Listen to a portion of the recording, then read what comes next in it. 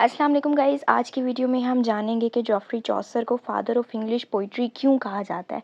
Basically ये middle edges से belong करते थे, जहाँ पे लैटिन और फ्रेंच डोमिनेट कर रही थी इंग्लिश लिटरेचर को भी और इंग्लिश कल्चर को भी। सो इन्होंने इंग्लिश लिटरेचर को अपनी पोइट्री के ज़रिए न्यू वॉइस दी, उसको डिग्निटी दी और न्यू उसके अंदर आर्टिस्टिक फॉर्म्स ऐड होती गई। अब चौसर के टाइम पीरियड से पहले काफ़ी ज़्यादा लिटरेचर लिखा जा रहा था, लेकिन वो सारा लिटरेचर लैटिन और फ्रेंच लैंग्वेज में होता था। बट जब चौसर आए तो उन्होंने मिडल इंग्लिश को चूज़ किया, यानी वर्नैकुलर इंग्लिश को यूज़ किया, जो कॉमन पीपल की लैंग्वेज थी। और इसी वजह से जब उन्होंने लिटरेचर उस लैंग्वेज में कंपोज किया, तो वो लिटरेचर जो है वो कॉमन लोगों के लिए अंडरस्टैंडेबल भी हो गया, एक्सेसिबल भी हो गया। जैसे इनकी जो कैंटरबरी टेल्स हैं वो मिडल इंग्लिश में लिखी गई हैं, और ये इंग्लिश लिटरेचर में लाइक एक माइलस्टोन भी है। इनके जो कैरेक्टर्स थे वो भी काफ़ी रियलिस्टिक कैरेक्टराइजेशन इन्होंने की है। जैसे उन्होंने विविड पोर्ट्रे किया है, लाइक उन्होंने डिस्क्रिप्शन ऐड की है पिलग्रिम्स की, जो प्रोलोग में उन्होंने ऐड की है, ठीक है। उनकी ऑल वॉक ऑफ लाइफ, यानी हर तरह के लोगों को उन्होंने मेंशन किया है अपनी पोइट्री में। जैसे नाइट्स का जिक्र हो गया, मॉन्क भी दिखाया, वाइफ ऑफ बाथ, ये सब चीज़ें। तो ये जो रियलिज्म था, यानी रियलिटी से उन्होंने अपनी पोइट्री को जितना ज़्यादा इंगेज बनाया, तो वो एक न्यू पोइट्री बन गई। और बाद में आने वाले राइटर्स जैसे शेक्सपियर वगैरह, उनसे काफ़ी उन्होंने इन्फ्लुएंस भी लिया।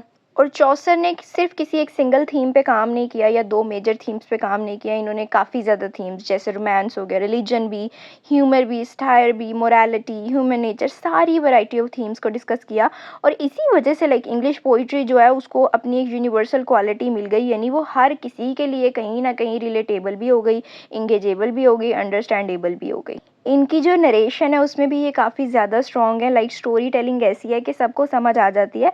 इन्होंने ह्यूमर को, पैथोस को, आयरनी को, स्टायर को, सबको एक इस तरह से लाइक ब्लेंड किया है कि वो एक आपको नेचुरल फ्लो लगता है। आपको कहीं ये नहीं लगता कि ये चीज़ जो है वो एडिशनल ऐड हो गई है, नहीं। उन्होंने मास्टरी, यानी वो नरेशन में उन्होंने मास्टरी हासिल की हुई थी।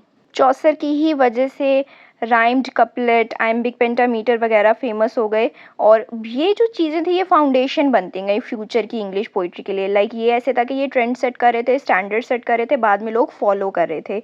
His verse gave English a musical and flexible rhythm, यानी कि वो इंग्लिश पोइट्री के अंदर एक म्यूजिक रिदम सी आ गई, एक फ्लेक्सिबल रिदम सी आ गई। और क्योंकि he is the father of poetry, तो इन्होंने ये पोइट्री को ही इन्होंने स्ट्रॉन्ग किया, लाइक पोइट्री में इनोवेशंस की हैं। देन अगर हम देखें तो चौसर को फादर ऑफ इंग्लिश पोइट्री इसीलिए कहा जाता है बिकॉज इन्होंने इंग्लिश लैंग्वेज को एलिवेट कर दिया था एक लिटरेरी लैंग्वेज के तौर पे, यानी उसको उसकी इंपॉर्टेंस दी थी। लाइफ लाइक कैरेक्टर्स बनाए जो हर एक के लिए रिलेटेबल थे। उन्होंने बहुत ज़्यादा थीम्स यूज़ की, फॉर्म्स यूज़ की, यानी उन्होंने एक्सपेरिमेंटेशन की, और उन्होंने आने वाले फ्यूचर पोइट्स के लिए फाउंडेशन भी सेट की। अब चौसर के बगैर अगर आप इंग्लिश पोइट्री को देखेंगे तो वो इतनी ज़्यादा डिवेलप ना होती जितनी चौसर की वजह से हो गई।